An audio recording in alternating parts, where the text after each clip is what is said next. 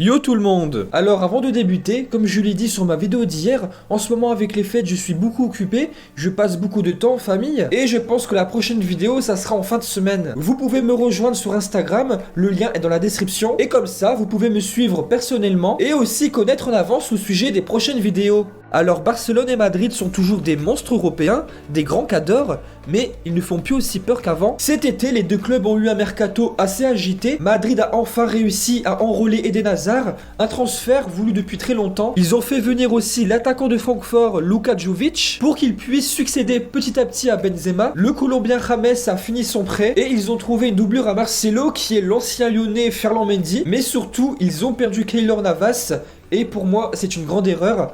Mais on verra par la suite si l'avenir me donne raison. Et côté catalan, Griezmann, l'un des meilleurs attaquants du monde, a débarqué, ainsi que De Jong, l'une des peut-être futures références mondiales à son poste. Ils ont aussi trouvé une doublure à Jordi Alba, qui est Junior Firpo, a échangé Silesen et Neto, qui sont tous les deux de force égale pour moi. Mais surtout, ils ont perdu Malcolm et Coutinho. Selon moi, à la fin du mercato, le Barça était mieux parti niveau effectif. Le Barça a toujours son magicien qui est Messi. Alors qu'à Madrid, ils ont toujours pas su trouver un joueur qui allait avoir le même calibre que Ronaldo. S'ils avaient réussi à attirer Neymar ou Mbappé, bon, là ça aurait été un petit peu différent. Car Hazard, c'est un très bon joueur, mais il n'est pas super régulier. Ce n'est pas un tueur, un très grand buteur. C'est vraiment un joueur qui va sublimer le collectif. Et au début de saison, on pouvait vraiment se rendre compte que Barça et Madrid étaient vraiment dans une période creuse. Le Barça a fait son pire début de saison depuis très longtemps. Et ça, malgré un effectif amélioré. Et à côté, Madrid aussi a démarré tout doucement le championnat, même s'ils ont été meilleurs que le Barça. Mais en Ligue des Champions, ils se sont pris une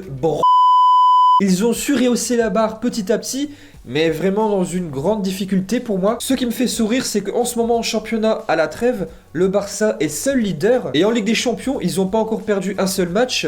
Ils ont fini aussi premier de leur groupe. Et tous les observateurs du football seront tous d'accord pour dire, et malheureusement je confirme, que le Barça est vraiment très moyen. Et ça, c'est depuis Liverpool. La cicatrice est toujours ouverte. Et ça, même si les joueurs vont affirmer le contraire, je suis persuadé que ça les impacte encore psychologiquement. Un petit peu comme Paris depuis Manchester, depuis ce match-là, le groupe de Tuchel est quand même assez fragilisé. Le gros problème du Barça cette saison, et ça c'est depuis quand même 2-3 ans, c'est que quand ils ne mettent pas d'impact physique, ils subissent le jeu et c'est vraiment presque à tous les matchs. Et quand le Barça est vraiment en forme, qu'ils mettent du pressing, qu'ils arrivent à sublimer le jeu, ils sont vraiment irrésistibles et c'est trop rare. Durant le dernier Classico, je me suis rendu compte d'une chose, c'est que le Barça est meilleur individuellement en ce moment et Madrid est meilleur collectivement. Avant, c'était Ronaldo qui attirait tous les ballons et là, ils ont su se réinventer avec un Benzema au sommet et Gareth Bale qui assure malgré les problèmes internes. Le gardien Courtois progresse et le jeune Valverde,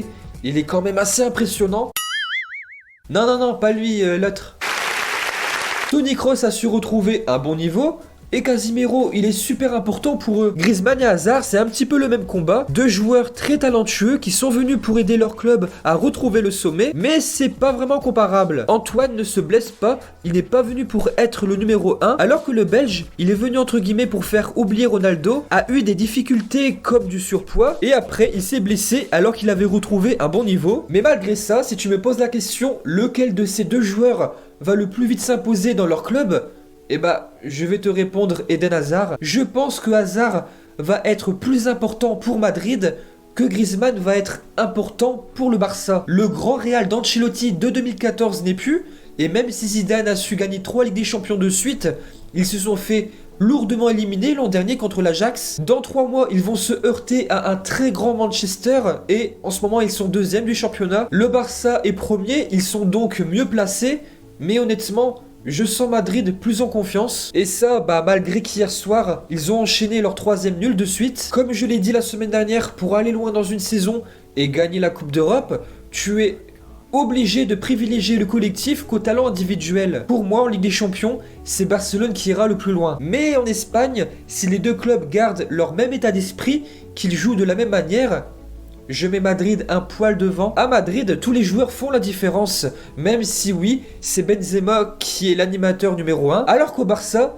95% du temps, c'est par Messi que le jeu passe. Et honnêtement, pour ça, je suis assez inquiet. En ce début de saison, on a pu remarquer que Messi, quand il était absent, quand il était blessé, le Barça a vraiment eu toutes les peines du monde à proposer du beau jeu. Et dès qu'il est revenu, le Barça a tout de suite réenchaîné les bons résultats. Et si malheureusement il se reblesse, mais pour Barcelone c'est une catastrophe. Alors que Madrid, sauf si bien sûr en un mois ils se font 5-6 blessures, je les sens mieux préparés. Si Benzema se blesse, il y a d'autres joueurs. Alors qu'à Barcelone, bah non, c'est toujours par Messi que ça passe. Et surtout, ils ont un entraîneur beaucoup plus charismatique. Ouais, enfin en même temps, c'est pas très dur. Pour moi, ce que Zidane a de plus que Valverde, c'est qu'il arrive mieux à créer une cohésion de groupe, un bon collectif. Il arrive mieux à faire surpasser ses joueurs. Ce qui m'énerve affreusement, c'est que le Barça, le peu de fois où ils ont été irrésistibles, ils ont écrasé tout le monde. Alors imaginez juste un truc. Le Barça, dans une groupe assez tendue,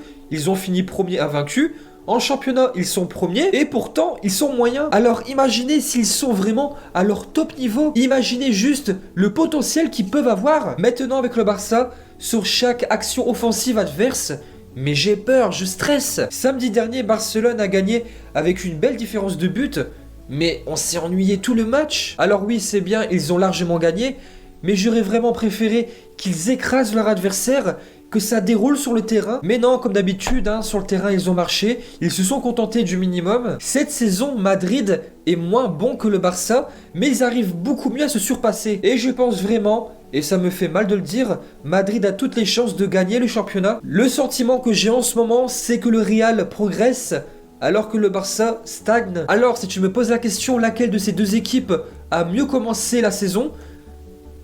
Bah je sais pas te répondre, pour moi c'est du 50-50. Mais moi j'aimerais vous poser une autre question. Qui entre le Barça et le Real a réalisé le pire début de saison? Voilà tout le monde, j'espère que vous avez aimé cette vidéo. Si c'est le cas, comme d'habitude, vous pouvez lâcher un pouce bleu, partager, vous abonner si c'est pas fait. Et moi je vous dis à très bientôt.